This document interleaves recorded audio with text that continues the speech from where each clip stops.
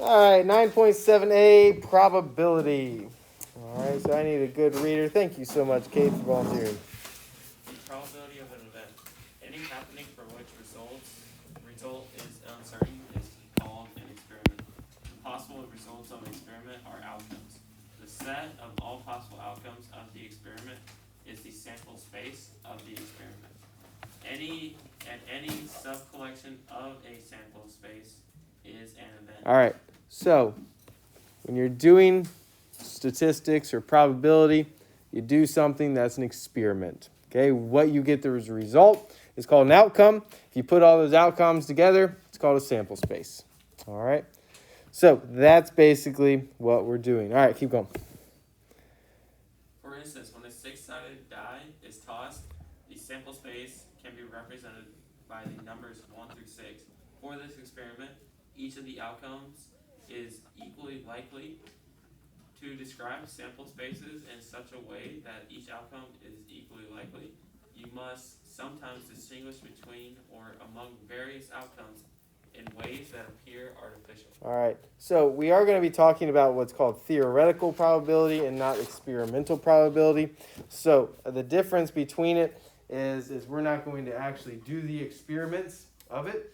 We're actually going to talk about the theoretical probability of what it will come at like the end of experiments. Okay, so if you do something, if you flip a coin 10 times, you should get 5 heads and 5 tails, right? However, is that really going to happen every time? No, it's not. All right, so if you do it like 1,000,000 times, I bet it's pretty close to 500,000 heads, 500,000 tails. All right, so the longer you do experiments, you more get into theoretical. We're going to be talking about the theoretical probability of it. All right, here we go. So on this first one, we're going to find the sample space for each of the following. One coin is tossed. One coin is tossed. Well, what could we do if we get one coin being tossed? We get a heads, or we can get a tails. So my sample space is heads or tails. All right, 2 coins are tossed. Let's figure out my sample space for 2 coins being tossed. I could get a what? I could get a heads and a heads. What else could I get? A heads and a tails. What else could I get? Tails and a heads or a tails and a tails. So there is my sample space when 2 coins are being tossed. All right, now we're going to do 3 coins. Toss. What could I get? Heads, heads, heads. What else could we get? Heads, heads, tails. I like to go in order. And then what else? Heads, tails, heads. I'm going to complete that one. All right, and then what else could we get? Okay, we get heads, tails, tails. What else could we get? Tails, heads, heads. What else? Tails, heads, tails. What else? Tails, tails, heads. What else? Tails, tails, tails. All right, and then we have completed it. Now, I want to talk about this numerically now. This is what it actually asked for, was the sample space, just like this. But how many outcomes did I have right here? 2. I had 2 things. All right. How about this one? I had 4.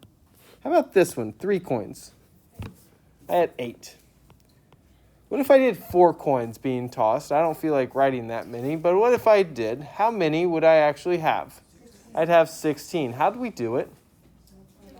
We multiplied by 2. So we go back to what's called the fundamental counting principle. This is 2 to the power of 1.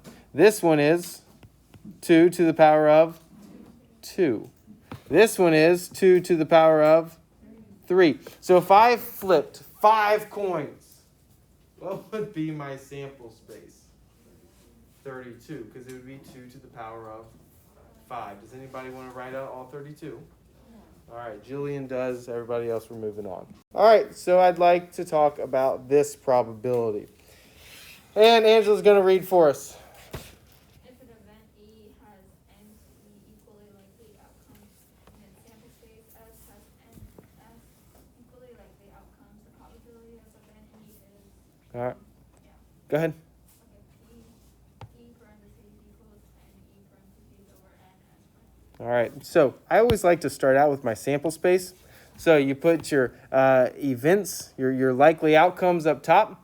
Okay, likely outcomes up top, and then your sample space below. All right, and that's how we actually find probability. Now, if you take stats with Francie or in college, they're going to tell you that probability is between 0 and 1. Okay, more often than not, it's not given as a percentage. It's going to be between 0 and 1, where 1 is very likely, all right, very, very likely, and then 0 is not so likely.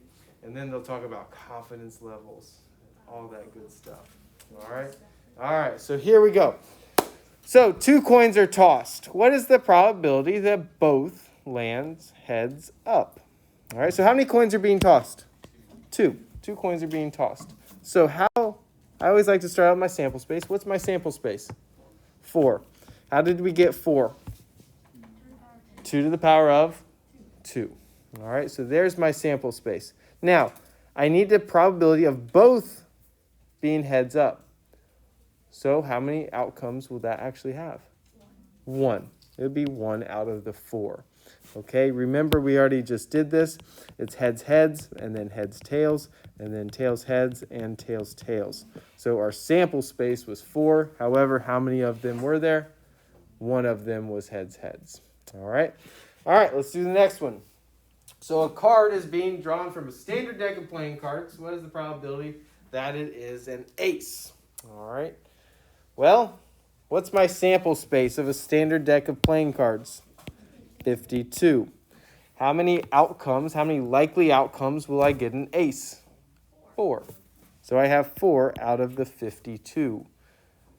What does that simplify to? 1/13. And doesn't that make a whole lot of sense? How many different types of cards are there? 13, and ace is one of that 13. But you have how many suits? You have 4 of them. All right. You to do. So now we have 2 6-sided dice being tossed, and I need to find the probability that the total of the dice is 7. All right. So again, I always like to do my sample space. What is my sample space? Not 12. I have what? 36. Why is it 36? 6 times 6. Because one die, if you roll it, it's what? A 6, right?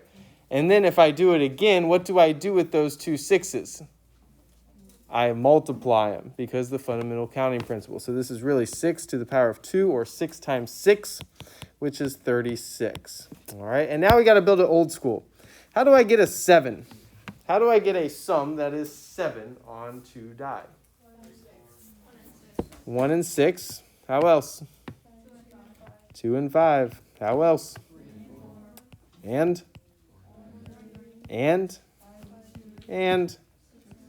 All right, so how many do I have?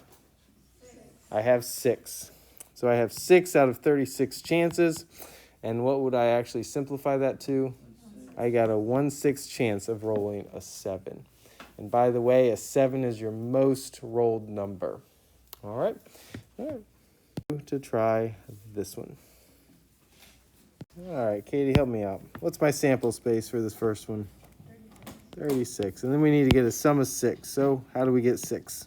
1 and 5, 5 and 1, 2 and 4, 4 and 2, and 3 and 3. All right. Which is how many? 5. 5 of them. So we got a 5 out of 36 shot at it. All right, calling somebody.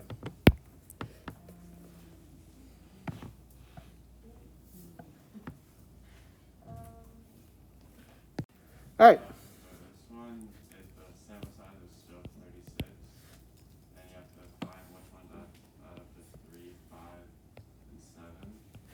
So you can have 1, and you get for 3, 1 plus 2, and 2 plus 1. For 5, you get 1 plus 4, and 4 plus 1, and 2 plus 3, and 3 plus 2.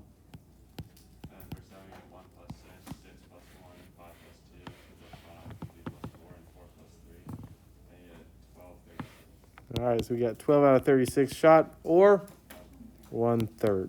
All right, so you got a 1/3 chance of rolling an odd and no more than a 7. All right, pretty good? All right, let's keep moving. All right, so we're going back to biology projects. Here we go. McKinley's going to read for us. 12-sided dice. What's that called? 12-sided die. Keep going. As shown in figure 9.10, can be constructed in the shape of regular dodecahedrons. Yeah. Such that each of the numbers from 1 to 6 appear twice on each die. Prove that these dice can be used in any game requiring ordinary 6-sided dice without changing the probabilities of the various outcomes. All right, so how many faces does a dodeca have? 12 of them. All right, so my sample space is 12. Now, pick a number on the dodecahedron. If it's 1 through 6, pick a number. 4 of them. All right, so 4. How many 4s are going to be on this dodeca? 2 of them. So it'd just be 2 out of 12, which simplifies to 1/6. Is that not the same as what we just had for a regular 6-sided die? Yeah. All right, so you could do that as well. All right.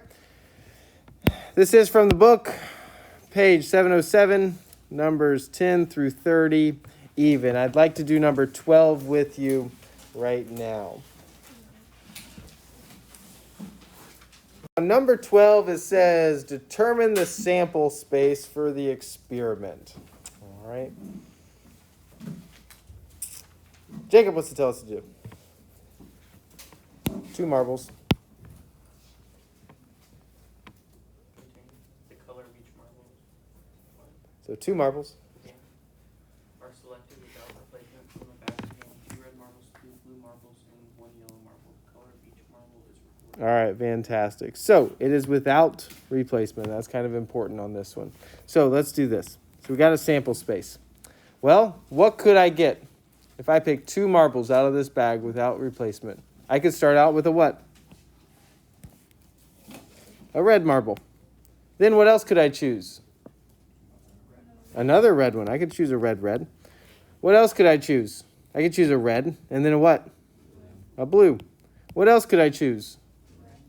A red and a yellow. All right. What else could I choose? A blue and a